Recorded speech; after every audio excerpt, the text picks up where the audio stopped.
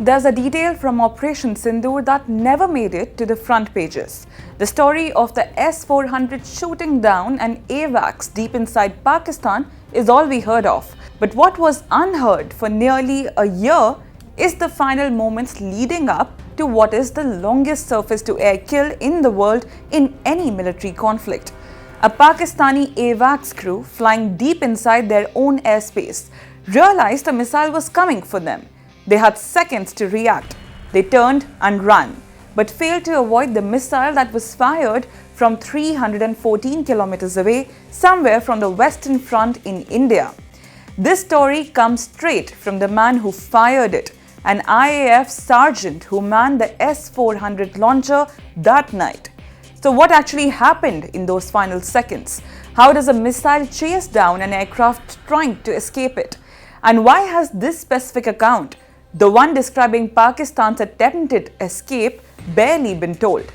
Here's the untold story of how India's S-400 achieved the world record and shot down an aircraft over 300 kilometers away.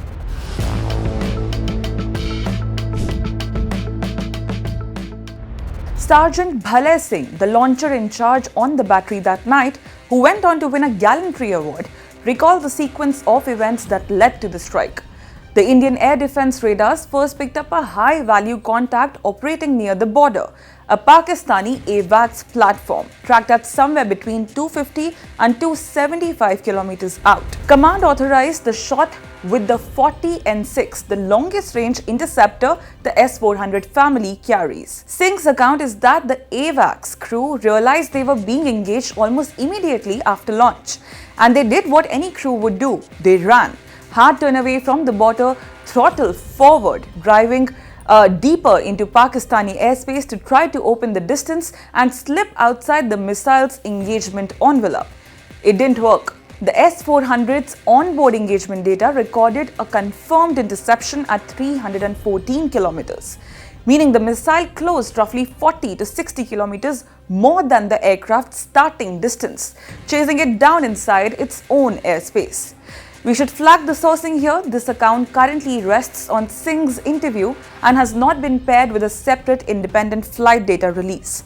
What has emerged around it, though, points the same way, including a claim from IAF Chief Marshal A.P. Singh in a public lecture that a large Pakistani aircraft, either an elite aircraft or an AWC aircraft, was engaged at around 300 kilometers, which he called the largest record surface-to-air kill on record. Listen to it for yourself. Mostly from, I'm talking about fighter aircraft are from S-400. We have at least 5 fighters confirmed kills and 1 large aircraft, which could be either an elite aircraft or an AWC aircraft, which was taken on at a distance of about 300 kilometers. This is the actually largest ever recorded surface-to-air kill that we can talk about. So what exactly did India hit? The S-400's own engagement data captured an electronic signature during the intercept. Based on that signature, the assessment is that the aircraft was highly likely a Saab 2000 erieye, Pakistan's Swedish-built airborne early warning and control platform. That technical read has reportedly been backed up 2 other ways: human intelligence and open source tracking of a major aircraft cache inside Pakistan, matching the erieye's profile in the window right after the missile launched. Some reporting has also pointed to a large fire seen over Dinga in Pakistan's Punjab province the same night, which Pakistani officials initially attributed to a downed loitering munition, before the scale of the blaze raised other questions. We are flagging that as contested, not confirmed. Islamabad has not matched India's account in public. What isn't in dispute is what the erieye does. It's the backbone of Pakistan's airborne surveillance, a dorsal AESA radar array that can track vast stretches of airspace, cue fighter jets onto targets and give early warning of incoming threats from hundreds of kilometers out. Losing one is not just like losing a fighter jet, it's losing a piece of infrastructure the rest of the Air Force leans on.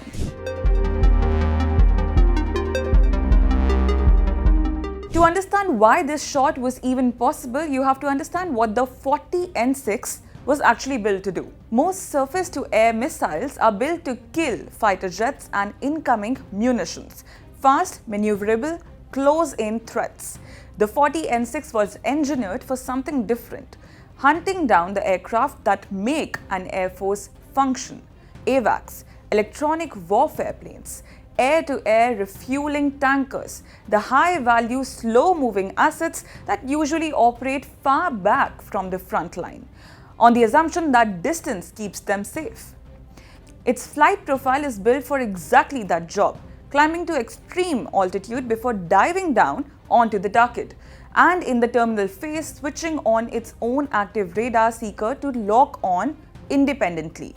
That last part matters. It means that the missile can still find and kill a target even if that aircraft tries to duck low, below the ground radar's line of sight, using the curvature of the earth to hide.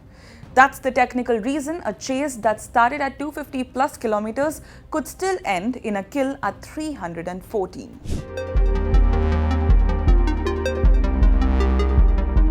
Now here's why this matters beyond the record book number. An AWACS is not just a sensor, it's a coordination hub. It tells fighter jets where to look, warns them what's incoming, and lets an air force fight as a networked force instead of a set of individual cockpits guessing at the picture. Take that away mid-conflict and you don't just lose one airframe. You degrade the situational awareness of everything flying under its umbrella.